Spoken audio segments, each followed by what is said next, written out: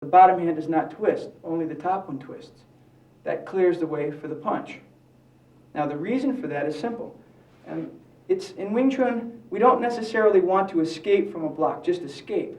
I mean, if you want to just get away from a grab, rather, if you want to just get away from a grab, all you have to do is go against the thumb, because that's the weakest point. Grab as tight as you can. All you have to do is kind of use Kao Sao to get away from a grab. I mean, you just pull right against the joint and it slips right out. So it's not that it's so important to be able to get out of a grab, but you want to get something back for your effort. So the reason for the twist of the hand is to turn and expose the thumb to an attack. So if the guy doesn't want to let go, not only are you going to free your hand, but you're also going to attack his thumb while doing so. So, for example, I might do this, clear my hand, and then punch, just as I do in the form. So you say, well, what about in a cross grab situation? Well, the last of the three Tutsu does not twist on the bottom. The reason being, I don't want to twist and expose the strongest part of the grab. So in a cross grab situation, you don't need to twist. You just scrape straight down to attack the thumb, and then again, you're clear for the strike. Now, Tutsu also uses your own arm to simulate someone else's arm. That rubbing against your own arm can also simulate rubbing the opponent's arm. For example, normally, in a normal situation, if this jab had come and I'd used jam, I'd want to just go straight into the chop there and let this hand take over the trap.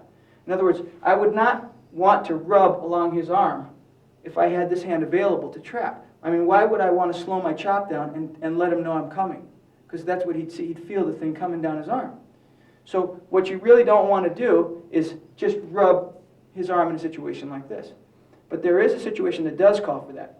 If, for example, Gavin had done pak punch, now from this position I've used jamsa, I don't have my other hand available to take over the trap. It's tied up. So in this situation, I do want to rub for a couple of reasons. One is so I can find the target. Two is to make sure that that arm is checked, because if I raise off of it, I might get countered myself. So this checks his arm as it goes in. So in this situation, you do want to use that rubbing of the arm, and that comes from the Tutsu motion. All right, next I'm going to talk about what's called Lin Wan Ku, 3 punches in a row. Now you notice that I go here and I chamber my hand just like it was at the beginning of the form. Then I punch 1, 2, and the third one pulls back. But each time as I punch, the other hand is chambered near the elbow. In other words, I don't pull my hand all the way back to the side. Now what they're telling you is that when you punched in the first application, you pulled all the way back, and that simulated pulling someone's hand into the punch. But in this case, you're chambering near the elbow. What they're telling you is that in a situation where you're not grabbing, you should not pull your hand back to your hip. You only pull back far enough to chamber. You see, the other one, you were simulating pulling someone's hand in, so it was safe to have your hand pulled back that far. But if you don't have a hold of something, you don't want to pull your hand back so far.